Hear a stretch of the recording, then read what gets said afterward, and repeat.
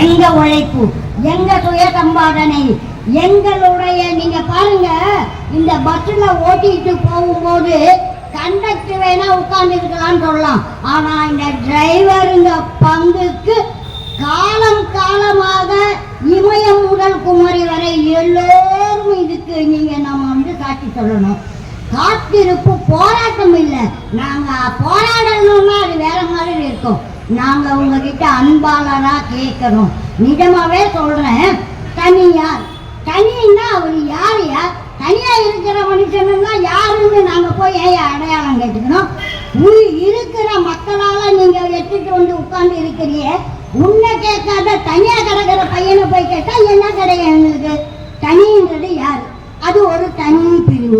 நாங்க கூட்டணியோட இருக்கோம். இத பாருங்க, இந்த கூட்டம் இல்ல, எங்க கூட்டம் இருந்தாலும் இதை விட வரும். அவர் சொன்னார் பாருங்க, சக்கரம் ஓடாது, நீ உன் சக்கரம் கூட ஓடாது, நீ கார் வச்சுக்கிறப்பாரு, அந்த சக்கரம் கூட ஓடாத வைக்கிறதுக்கு எங்களால முடியும். நிலத்தை பார்த்து வானத்தை பார்த்து பூமியை பார்த்து சிரிக்காத. ஆனால் நாங்கள் இமயம் முதல் குமரி வரை போராட தயாராக உள்ளோம். எங்களுக்கு தீனி திராணி இல்லைன்னு நினைக்காத. 2003 சொன்ன வாக்க நீ வந்ததை நிறைவேற்றி இருக்கலாம் ஐயா. அங்க போற அந்த திட்டத்தை கொண்டு வந்தா 1000 பேருக்கு வேலை வாய்ப்பு. இந்த ஊருக்கு போனானா 1000. நீ போக்குவரத்துக்கெல்லாம் என்ன உங்க அப்பா சம்பாத்தி வச்சாரா, உங்க அம்மா சம்பாத்தி வச்சாங்களா? நீங்க இன்னும் ஆதி காலத்திலே வச்சு இருந்த சொத்த பத்தெல்லாம் வச்சுட்டு பண்ணியா? எல்லாம் மக்களுக்கு தான். நல்லா புரிஞ்சுக்கணும். நாங்கெல்லாம் நல்லா சாப்பிட்டுட்டு தூங்குறோம், நீ தூங்கவே மாட்ட.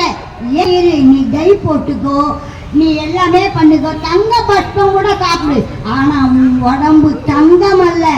அங்கெல்ல நிஜமா தெரிஞ்சுக்கோ. நாங்க ஏழைகள். ஆனா ஏழைகளுடைய எப்பவுமே வெற்றி ஜெயிக்கும். கூடி வாழ்ந்தால் கோடி நன்மை.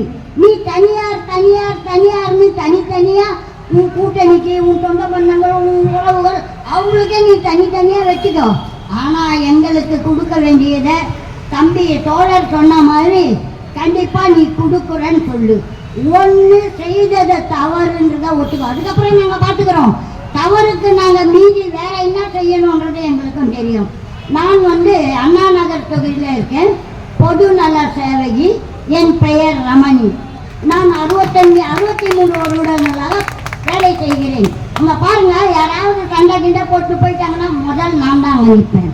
யாராவது ரோட்ல எல்லாம் விழுந்து இருந்தாங்கன்னா நான் தான் முதல்ல நிற்பேன். தள்ள 104வது வட்டம் அந்த போலீஸ் ஸ்டேஷன்ல கிழக்கு மேற்கு வடக்கு தெற்குல போய் ரமணின் அப்படின்னு சொன்னா சரி, ஆஹா தலை வருதுன்னுவாங்க, ஒருத்தர் தலைவலி வருதுன்னுவாங்க. ஐயா உங்களுக்கு சக்கரை போட்டது வேணுமா, சும்மா எப்படி வேணும்னு கேட்பேன். மேடம் அதெல்லாம் வேண்டாம், நீங்க உட்காருங்க, உங்களுக்கு என்ன வேணும். நான் போனதும் முதல்ல எஸ்ஐ இருக்காரான்னு பார்ப்பேன், பிட்டிஷன் எழுதுவேன். வந்துட்ட உடனே ஒரு நேரம் ஸ்டேஷனுக்கு போகும்போது இல்லை, அவர் என்ன சொல்லிட்டாருன்னா, சார் இந்த அம்மா இருக்காங்க, நீங்க உங்களை பார்க்கலன்னா அவங்க மேலே போயிடுவாங்கன்னாங்க. என்ன சார் நான் மேலே போடுறேன் என் வயசுக்குன்னா? இல்லைங்க, நீங்க ஏசிடிசி எல்லாம் போய் பார்த்துடுவீங்க, அதனால தான் சார் நான் மேலே போனாலும் கீழே வரணும்னு கீழே வந்துடுறதுன்னு. ஏன்னா நடைமுறை. இப்பவும் நாங்க அன்பா கேட்கிறோம், பண்பா கேட்கிறோம். ஆனா உங்க காலில் விழுந்து கேட்போம் மட்டும் நினைக்காத. நீ உன் காலில் விழுற தகுதியை விட உங்க குடும்பத்துல யாருக்குமே கிடையாது. கொஞ்சம் நல்லா இருந்தது உங்க அப்பாவுக்கு, ஏதோ அப்படி இப்படின்னாரு. அவரு இவ்வளவு மட்டமா நடந்துக்கல. நீ இவ்வளவு மட்டம் போது உதயநிதி ஸ்டாலின் ஐயா, மு.க. ஸ்டாலின் அவர்களே, என்னுடைய சகோதரனாக நீங்க இருப்பீங்க. ஆனால் நான் மரியாதை குறைவாக பேச மாட்டேன். ஏழைகள் பணத்தை நீ வைத்திருக்கும் வரை நீ சக்கர நாற்காலிகள் நடக்கிறதுக்கு முன்னாடி எங்களை நல்லா நடக்க விட்டுடு. இல்லைன்னா இதை பாருங்க, எல்லா ஏரியாவிலையும் பஸ் ஓடவில்லை என்றால் தம்பி சொன்ன மாதிரி எல்லாம் டம்மி பீஸு, 0 மார்க் ஆயிடும். ஏதோ நம்பர் 1 போட்டுன்னு இருக்கிறதா நமக்கு முழிப்பு. பரவாயில்லை, இன்னொன்று கூட சேர்த்துக்கணும்னா ஐயா சொன்ன மாதிரி எங்களுக்கு சேர வேண்டிய, நாங்கள் கஷ்டப்பட்டதை, நாங்கள் உழைச்சதை, எங்க உரிமை எவ்வளோ, என் புள்ள பொண்ணு பொண்டாட்டி என் உறவுகள் எல்லோரும் சந்தோஷமாக இருக்க. நீ இவ்வளோ பெரிய ஆள், உங்க அப்பா இருக்காரு, நீ பிள்ளைக்கு விட்ட, உன் பிள்ளை உன் பேரனுக்கு விடுவோம், அதுக்கப்புறம் கொல்லி பேரன் விடுவோம், இப்படியே வந்துகிட்டு இருக்கட்டும்.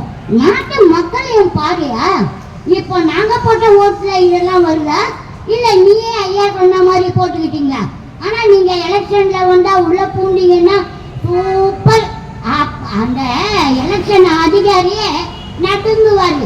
ஏன்னா நான் பூத்துல எல்லாம் உட்காந்து சோசியல் சர்வீஸ் ஆச்சா, நானும் 104வது 99லேருந்து இப்போ 104வது வட்டம் நானும் பார்த்தேன், நிறைய கேள்விப்பட்டேன்.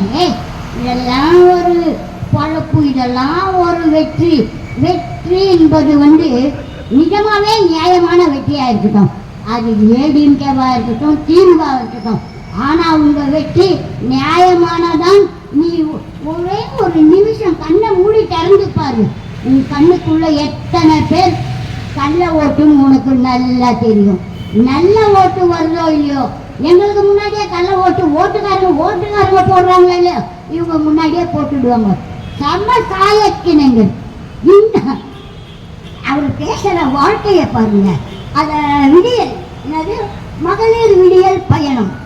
மகளிர் இன்னும் விடியவே இல்லைன்னு இன்னும் நாங்க இருட்டிலே இருக்கிறதா இருக்காங்க. பயணம் தப்பா, அவர் பேர் டைட்டில் பாருங்க. கருணாநிதி டைட்டிலை விட ஸ்டாலின் டைட்டில் செம்மையாகுது. அப்புறம் உதயநிதி வந்தாருன்னா அது இன்னும் எப்படி இருக்குமோ தெரியாது. அவர் வரட்டும், நம்ம வராத நம்ம வீட்டில் ஒரு பிள்ளை இருந்தால் கூட வரட்டும் நினைப்போம்.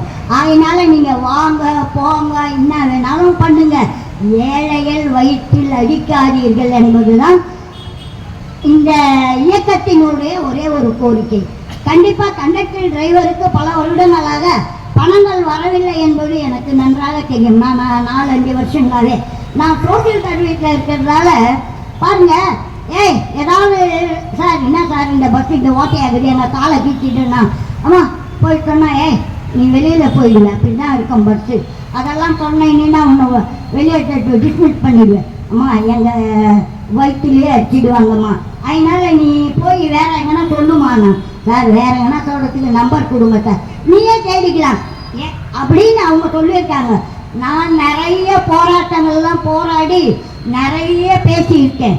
ஆனால் இங்கே பேசுனது மட்டும்தான் கொஞ்சம் குறைவா இருக்கு. இந்த மக்கள் எல்லாம் கண்டிப்பாக கம்முன்னு இருக்கிற வரைக்கும் நாங்கள்லாம் ஒன்றானா நீ என்ன வேண்டதை நல்லா புரிஞ்சிக்கோ. எல்லோரும் ஒன்றா சேர்றதுக்கு வாய்ப்பு இருக்கு.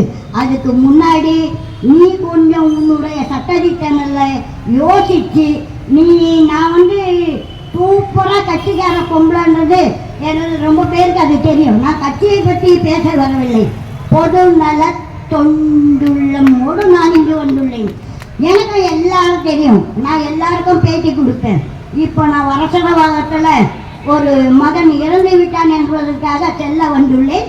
அந்த இடத்துல இதை பார்த்தவனா எனக்கு ஒரு 5 நிமிஷம் கொடுங்க, அந்த பேப்பரை கொடுங்க, நான் ஒரு 2-3 வரி சொல்லணும்னு இருக்கு. இது மக்களுடைய ஆதங்கத்துக்காக நான் இங்கே பேசுறேன். கட்சியினுடைய ஆதங்கமும் ஒன்றும் கிடையாது.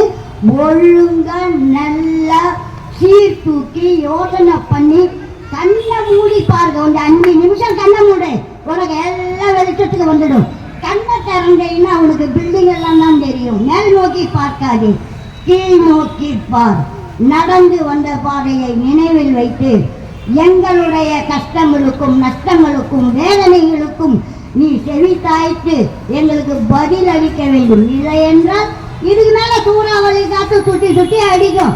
பக்த நிப்பாட்டிட்டா எத்தனை லட்சம் மக்கள் பாதிப்பு. விடியல்ல இல்ல, அது இருக்காவே இருக்கும், விடியவே விடியாது. எங்க போய் விடியும், எங்க போவாங்க, எங்க வருவாங்க, மொத்தமா டம்மி. அந்த டம்மி ஆக்காத எல்லோரையும் வாழ வைக்கணும்னா நீ இதை சீரும் சிறப்புமா 2003 துடு குடுகுறான்றிய அவன் பொண்டாட்டி பொண்ணு புள்ள கல்யாணம் காட்சி வீடு கட்டணும். அதெல்லாம் உன் வீட்டாண்ட ரோட்ல கூட போய் பாரு, சோர் போட்டுக்கிட்டு நாங்க எப்படி இருக்கிறோம் பத்தியா, பள்ளத்திலையும் சேத்துலையும் தகுதியிலையும். அதை கொஞ்ச நேரம் அங்க போனா அத்தை பண்ண, இங்க போனா இத்த பண்ண, அத்தை பண்ண இத்த எல்லாத்தையும் பண்ண. உழைப்பாளிய ஏண்டா சொத்த பண்ண சொதப்பிட்டீங்க.